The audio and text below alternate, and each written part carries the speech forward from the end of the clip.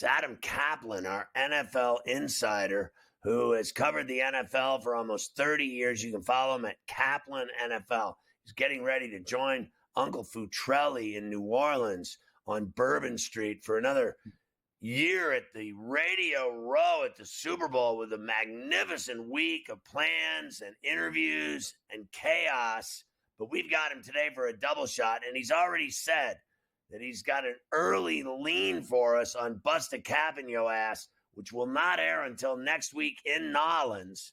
But he's going to give you an early lean, which is different than a tease, because a tease is a two-team teaser in our world. So he won't do teases. He'll do the early lean special today in the second segment on C2C this afternoon on a Friday. All right, let's start with the game itself. Here we go again. Round two. It's the Eagles and Chiefs at the Superdome in Nolans. That's right, Scott. So here we go. And we're not going to have to worry about slipping. Okay, remember 2 years ago when players from both teams were slipping due to the slickness of the grass, and that's not going to happen in this one. So we're going to be clean. It's it's interesting, Scott. Most people don't know this, but this is the same site in the Superdome that the Eagles lost their first Super Bowl in 1981.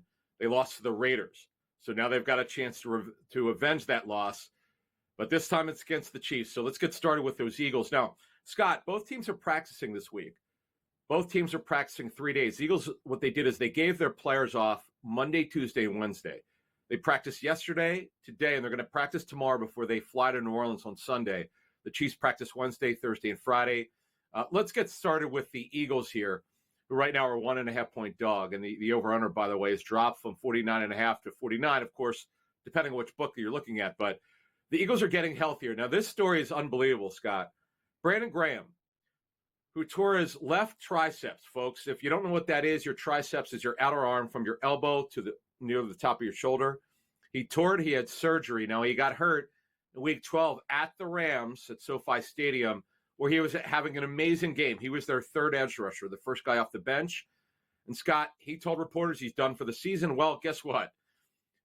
In recent weeks, he kind of hinted on WIP in Philly and in his radio interviews that he thought if they got to the Super Bowl, he'd have a chance to play. And voila, here we go.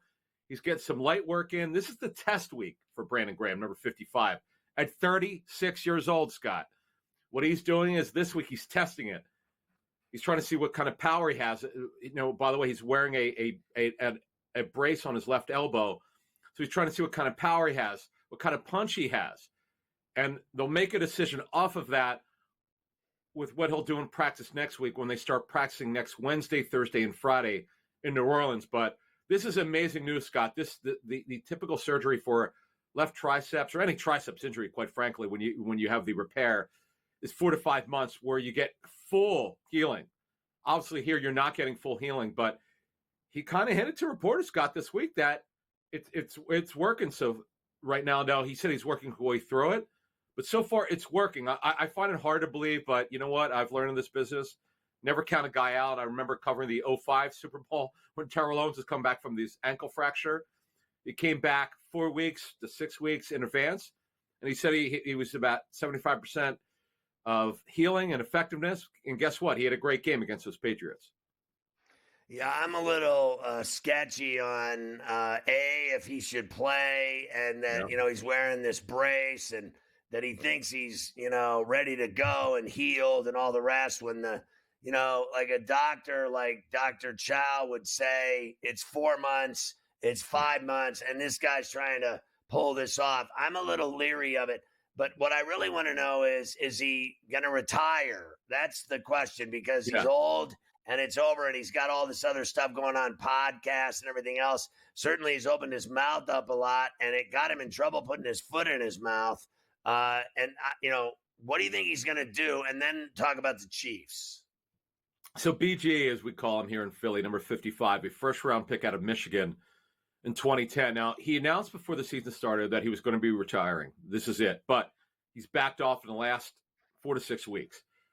This is before he knew that he might be able to play. What he did say was that, and I'm just going to paraphrase here, he wanted to see how the rehab went for this repair to that left triceps. And But I look at it this way, Scott, knowing players as I do and just talking to them over the years about retirement.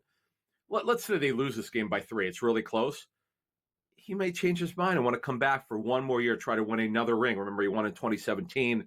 As you know, the strip sack against Tom Brady. They needed it against Brady there in Minneapolis. But the bottom line is he's still leaning towards retirement, but he's not definitely going to do it. He's kind of hedged. I'll be honest with you. He's kind of hedged it. And I'm sure what happens here in this game next Sunday is going to go a long way to doing it. And he turns 37, Scott, in April. As we know, Scott, no one plays this late in their career. I mean, it's just remarkable what he's done. And you know what's interesting, Scott, in Philly? If you remember, the fans wanted Earl Thomas. They wanted Jason Pierre-Paul. They got neither. And who's the guy who's outlasted them all? One Brandon Graham. All right, let's shift to the Chiefs. Yep. And by the way, Scott, with the Chiefs here, now, one of the things, one of the underrated parts of their run yet again to try to win the first ever 3 in a row is the health of the football team, Scott. All 53 players, barring any kind of setbacks, will be available for this game next Sunday. That's a big reason why teams make it, Scott. Now, the Eagles have gotten healthier, by the way, late in the season. But the Chiefs have barely had players listed on injury reserve. The only player, Scott, key player who will not play in this game is Rashee Rice, who suffered an ACL injury very early in the season, so he won't be back to next season. But other than that, Scott, look, they made the trade for Hollywood Brown. He signed a 1-year contract that got hurt. Right. And look, they made the trade for DeAndre Hopkins. He's done a nice job. And then, look, when you look at this pass target group, they got Xavier Worthy from Carver's Bills. The Bills decided to trade a big chess piece. We said it during the draft for SportsGrid. We were sitting on the set. We could not understand, why would you do this? In my reporting on this story, the Bills did a lot of background on him. They decided they didn't want him. And you look at the problem with the Bills' passing game, despite scoring all those points, where are the explosive plays downfield? Well, the Chiefs, they're not that deep in their passing game. It's more short to intermediate, but Worthy is well ahead of schedule. He wasn't expected to play very much this season. Right now, he's their top receiver. He is so far ahead of schedule, Scott, and he's a gadget guy. You'll see them hand it off to him in the backfield. They throw it 10, 15 yards downfield, and he runs after the catch. He's been a great story, and I don't know where they'd be without him. He's an explosive player. And against Philly, this is going to be a fun matchup next weekend for him. Let's talk about their running game. Everyone thinks it's Pacheco, but it really hasn't been. How about this one? So this has been interesting. Kareem Hunt, who was a 3rd-round pick out of Toledo, I believe, in 2017 for the Chiefs. He's back, obviously, this season for them. And he's been a great story. In fact, Scott, what happens is Pacheco starts, but as we saw last week in particular, Hunt is the main ball carrier. So if you're doing player props, and we'll talk more about this next week when we're in Vegas, when we're at the Super Bowl together, but if you're going to be in Vegas putting money down, or you're going to do it online, the bottom line is you got to understand what roles are happening here. Pacheco may be the first guy in, but he's not the last guy. And Kareem Hunt, as you saw last week, looked great against those Bills, and he looks great. I'm a little surprised. He looks really, really good. And by the way, he's good in pass protection. He catches the ball well. He's a guy who will put up yards, and that's going to be a game. When you look at the over-under total, I know that both defenses are playing very well, but the offenses are potent. And Kareem Hunt's a guy that could probably do better than you think.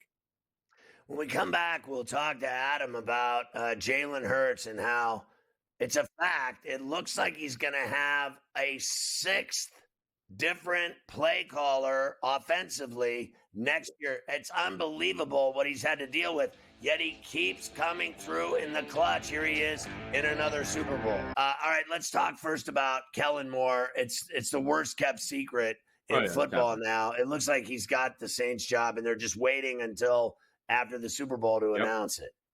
Yeah, and they cannot negotiate a deal. It's kind of like undercover. He's going to get the deal. He's going to take it. I've talked to 2 people close to him. He absolutely wants to be a head coach. And look, he called a heck of a game last week. He pulled out a lot of stuff. Handing the ball off to Dallas Goedert, the Eagles tight end, and Devontae Smith. He called a great game against Washington. Now, here's the thing, Scott. You alluded to it before the break, and it's really important to note, and this has been part of Jalen Hurts' struggles at times. And Jalen talked about it before the season started. He's gone through a number of play callers, actually going back to his high school team, Scott. His dad was his high school coach. And if you look through it, remember now, Alabama, Oklahoma, and the Eagles. You've had 9 or 10 play callers, and we're going to have another one. So let's look at it. 2020, Doug Peterson, his last year with the Eagles. Nick Sirianni did the first 7 games. Then in that 21 season, he handed off to Shane Steichen, and boy, did that thing take off. Steichen was the play caller during their Super Bowl 1 and 22. Then Steichen became the Colts head coach. Brian Johnson, who he's known since he was 10 years old. Yeah, exactly. Back in Black, man. One of my favorites. There you go. Yeah, I got you. Brian Johnson was his play caller, who's now in Washington, who's been a lifelong friend of Jalen's, and Kellen Moore this season. It's going to have somebody else next season. And the early intel I've gotten is they'll probably look outside the team. And oh, by the way, you should know this, Scott, for your listeners who are Eagles fans. The Eagles were going to actually hire Cliff Kingsbury. They wanted to, but they could not agree on the coaching staff. So he did a great job with the Commanders. He'll be back there. He's not going to be a head coach. And Moore, barring something highly unforeseen, is going to be the Saints head coach. And they're going to have another play caller. Look, Scott, if you look what happened after the 22 season, right? What happened to the Eagles? Okay, they fell apart, as you know, with that collapse, losing 6 out of 7. Well, they lost both play callers. Both became head coaches. That matters. When you have so many coaching changes, that's a problem. So let's talk about the Senior Bowl and everything and where the Titans are. And it sounds to me like from your reporting that they have no clue yet what they're going to do, or at least they haven't shown any signs of it. Right, but there are a lot of people around the league say if you're in the Titans spot, being what they need, first of all, they need to know the future quarterback. You've got Brian Callahan in his second season who inherited Will Levis. You have a brand new front office and inherits Will Levis, who was a second-round pick, wildly inconsistent, very talented, but wildly inconsistent. And he just has not been good enough to be the future quarterback. And there's a saying in the National Football League, you never want to be picking this high, but when you do, if you don't know about your future quarterback, you figure it out. And Cam Ward is by far the clear-cut best quarterback for this draft. Now, if they don't want to go at quarterback, you've got Travis Hunter, who a lot of people think should be the first overall pick based on talent. He's the best player for this draft. Now, you and I talked about this weeks ago. My intel on this thing is very clear. Yes, he could play a wide receiver, but he's going to play cornerback most likely because it's a higher value position. The late Gil Brandt told me when he built his value board for the Cowboys, running all those drafts in the 70s and 80s, it's quarterback, left offensive tackle, cornerback are the top 3 value positions. That's why Hunter's going to be highly valued. And then Abdul Carter from Penn State, who's by far the best edge rusher of the draft. So those 3 players are the clear best players for this draft. They're clearly the highest valued, and that's pretty much it for the Titans. And they're a team that's in a total rebuild here. They need a lot of talent on both sides of the football, and they also have to figure out that quarterback position. Yeah, listen, did you know that I used to do a show for like a year every week with Gil Brandt on Fox Sports Radio? Did you know? Yeah, I used to work with Gil. I loved him. He was great. What a guy. What a football man. What a football brain. He just was a blast to talk football with, like you are. He was an incredible guy. I love Gil Brandt, without a doubt. Let's talk about guys that are having issues. Like, it did not go well for Milroe. Now, I have heard, like, literally that, like, the Steelers liked Milroe going into the Senior Bowl. Do they have the same opinion going out? All right, so let me explain. This is my 24th Senior Bowl, and I had to learn the hard way. You got to be careful with just 3 practices, right? They're always Tuesday, Wednesday, and Thursday. Today they had a walkthrough. Tomorrow and Saturday is the game. Now, the game is different because it's cool. Yeah, it's tackle. You don't tackle in these practices. But the rotations are kind of weird. The practices, I'm told, for many years, are way more valuable. Not that the game isn't valuable, but the practices are more valuable because you get to work through a lot of things. Now, Jalen Milroe is very inconsistent. You see the arm strength, which is large. He's an over-the-top thrower, like Jalen Hurts, by the way, who was a former Alabama quarterback. And he had a lot of throws that were just off the mark. Every once in a while, Scott, you go, wow, that was a great throw. But it's really hard to get your timing down because for the most part, you're working with players you've never played with before or practiced with before. So you got to be careful of grading players hard. I know there's a number of because you're allowed to shoot video there if you're a fan or someone in the media. There are a number of throws where people putting video out there where the passes were off the mark. I get it. I was there. I saw it. You also had some good throws, but something that's concerning, and you and I have talked about this. I know it's a pet peeve of yours, but Jalen Milroe is another quarterback who's got small hands, like Kenny Pickett. Kenny Pickett's Smaller in the than Super mine, Bowl. Yeah, and by the way, Kenny Pickett, that's where he wears gloves to get that traction. So that's going to be a problem for some NFL people, Scott. But he's not going in the first round. That's not going to happen. And Scott, as I told you weeks ago, there's still only 2 quarterbacks that are projected to go in the first round. Now, I know our friend Craig Mish on Newswire told me this week. He goes, look, everybody says that, and 4 to 5 go in the first round every year. He's right. And there's a quarterback we'll talk about in a minute who's not going to go the first round, but he's probably moved up through some good practices this week. But I'm telling you, man, it's not a good quarterback class. So is that guy? I got 10 seconds. Is that guy Jackson Dart? And who's your early lean? Real quick. Yep. Oh, well, Jackson Dart is the guy who's going to move up. He's had a good week out of Mississippi. We'll talk more about him in the future. Who's your early lean?